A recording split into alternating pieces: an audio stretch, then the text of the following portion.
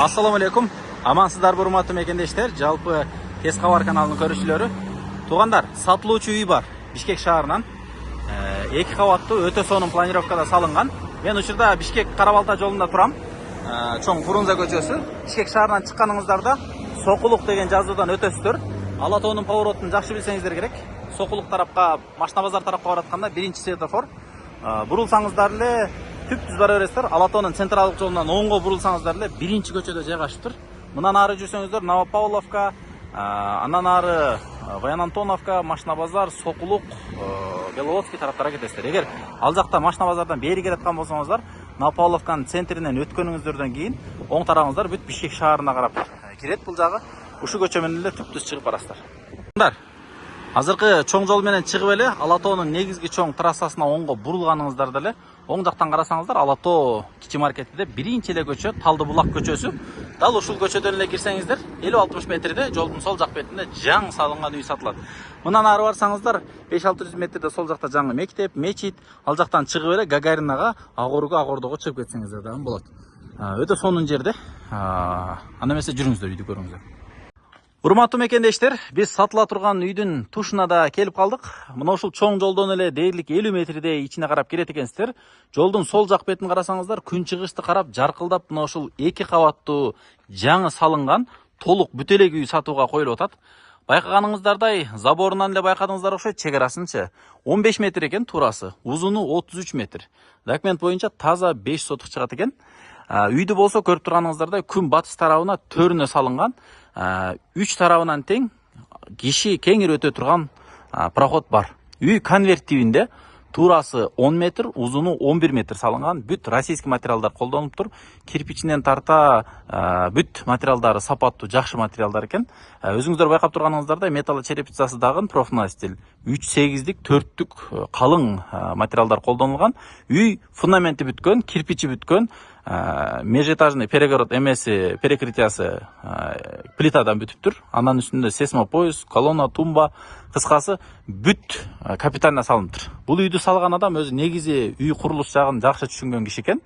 Андыктан үйдү бүт капитально өзүнүн баласы үчүн салып аткан үй экен. Азыр эми тилекке каршы сатууга туура келип, тыйын керек экен, ошондуктан сатууга коюлду.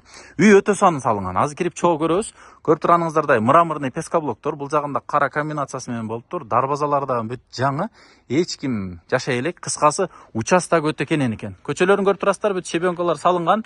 Жаан жааса дагы, кышта дагы эч кандай ылай болбойт. Бул жерде өзүңүздөр жогоруда уккандай мектеп, садиктен проблема жок. Айланада 3 мектеп бар экен. Бүт маршруттук каттам, автобустук каттамдары дайым келет. Жүрүңүздөрчү анда. Бисмилла деп, мына үйдүн босогосун аттап кирели. Көрүп турганыңыздардай, үй төрүнө салынган, участок аябай кенен. Мына ушул мен турган жерден баштап үйгө чейин 20 метр аралык калыптыр. Туурасы 15 метр. Каалагандай, бул жагына очоккана, времянка, гараж не салсаңыздар дагы, бак тарап кылсаңыздар дагы үйдүн көркүн ача турган, күн чыгышты карап турган сонун үй болуп салыныптыр. Оң тарапты бир караңыздар, мынакей дарбазадан киргенде деле бир 4 метр аралыкта, туурасы 4 метр, узуну бир 20 метрдей чоң курулуштарды дагы салсаңыздар болот. Бул жакта мынакей 2 түп чоң жаңгак бар экен, жетилген. Көрүп турганыңыздардай бүт уже короолору алган. Аябай таттуу жаңгак деп белгиледи эси. Бул жакта суу кириптир. Газ үйдүн артынан, топкадан үйдүн артына коюлган, газдын турбасынан келиптир.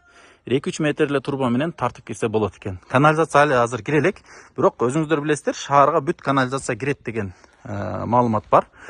Үй азыр биз көчө тараптан көрүп турган тарабыбыз бул 10 метр, узуну 11 метр экен. Үстүндө 3 жатакана, 2 саныжыл, астында болсо бир чоң холл, студия, кухнясы менен, бул жагында залы, прихожкасы, анан кичинекей бир саныжылы менен жалпасында 2 бөлмө болуп калат, үстүндө 3 бөлмө. Жүрүңүздөрчү. Бир жакыныраак барып көрөлү. Мына кире беришинде бүт лестницаларын дагы куюп даярдап коюптур. Көрүп турганыңыздардай бул жактар засыпкалар дагы бүткөн. Эми бир артты карай турган болсоңуздар, бул жакта болсо мынакей навести кылсаңыздар, оң жагында жашыл зона, сол жагында жашыл зона кылсаңыздар болот.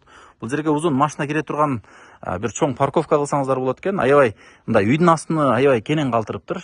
Күн дагы аябай жакшы тие турган жерде, тынч. Анан эң негизгиси шаарга дагы чыгып кеткенге аябай удобный локацияда экен. Бул жерден киресиздер. Киргениңиздерде эле сол тарапта бул жак гардероб, прихожка, тамбур десек болот. Терезелерин өзүңүздөр байкагандай күн чыгыш тарапты карап турат.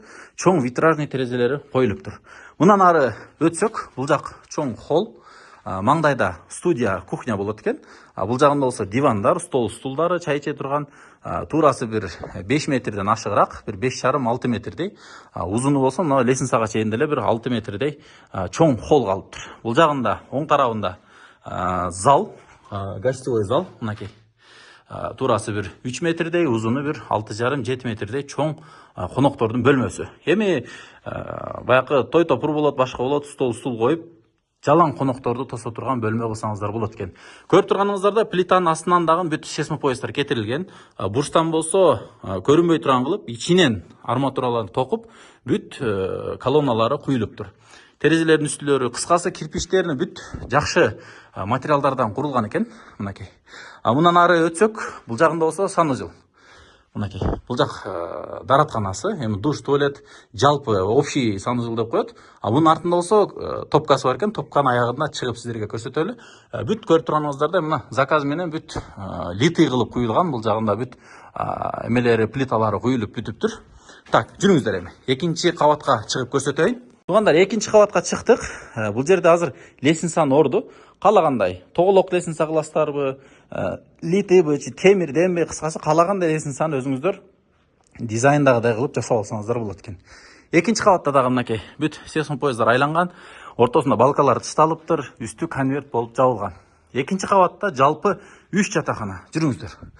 Бул жакта жанакы холдун үстүндө чоң жатакана, ата-энелерин окутуучу бөлмөсү, мынакей аябай кенен калтырылган, терезелери дагы аябай кенен калтырылыптыр. Кыскасы өзүңүздөр каалаган дизайнда бүтүрүп алат экенсиздер. Асты плита, үстүнө мындай стяжкасындагын куюп коюптур.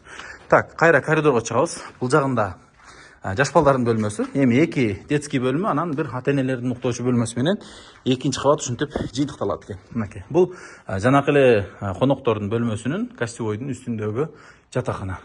Көрдүңүздөрбү? Күн чыгышты жаркырап карап турат. Күн чыгышта да тиеткен, түштө да тиеткен, кыскасы бүт бөлмөлөргө күн кенен тиеткен.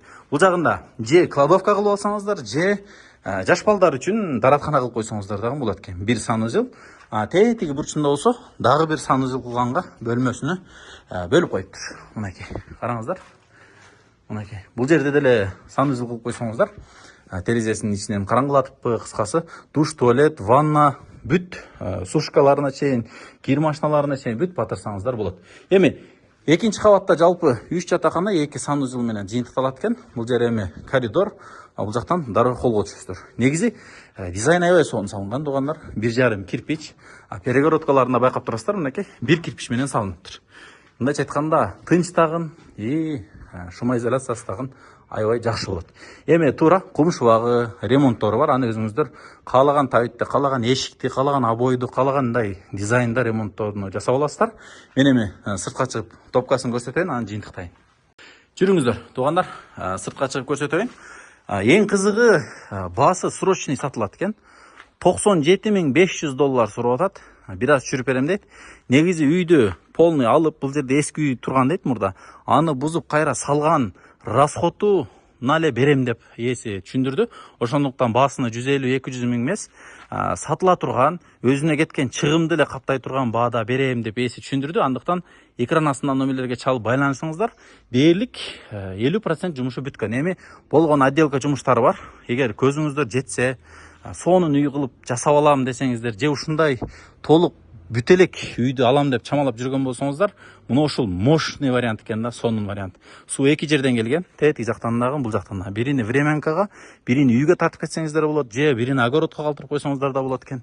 Жүрүңүздөр, эми үйдүн артын бир сыйра айлантып көрсөтөйүн. Баасыны $97,500 сурап атат.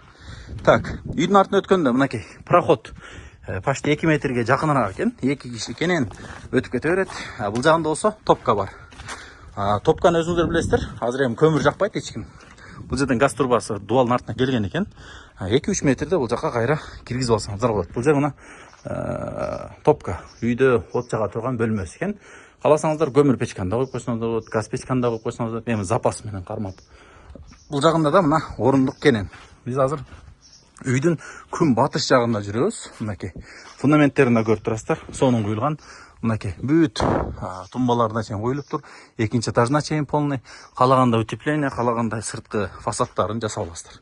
Үйдүн түштүк тарап бети мынакей көрүп турганыңыздардай 3 метрге жакын аралыкта орун калтырылган. Кенен эми бул жака очок гана эмес, бир чакан бир навестерди кылып батырсаңыздар болот. Анан алмашуу жолу жок, рассрочка жолу жок. Наличкага сатылат экен. $97.500 кеми дагы бар деди. Аны эми эси менен өзүңүздөр сүйлөшүп көрөсүздөр. Алмашуу варианттары жок. Бишкекке жакын. Мынакей Алатоо. Бул жагы менен чыксаңыздар Гагарина менен эле түптүз шаардын ичине кирип кетсеңиздер болот. Алыкулоо менен түптүз магистралга чыгып кетсеңиздер болот. Шаардан сыртка чыгып кетсеңиздер да болот. Кыскасы локациясы аябай жакшы жерде экен. Чал байланыш коюп келиңиздер. Мындай үйлөр чанда чыгат. Баягы кеткен чыгым менен берем дегендер. Көпчүлүктө 20-30% баягындай базар баасынан кымбатыраак сурайт. Бул жерде байкебиз аябай сонун баа сурап атат. Мынакей очок канан орду же болбосо временкан орду сонун экен. Дарбазан ортого калтырылган, эки жактагы колонналарына чейин окшош калтырылыптыр. Айлана бүт окшош пескоблок менен тосулган. Үстүнө болгону шапкаларын кийгизип коюш керек экен. Ортого бир навес, бурчатка, кыскасы сонун болуп бүтөт. Чал байланышыңыздар. Биз көрсөттүк. Эми чечим өзүңүздөрдө.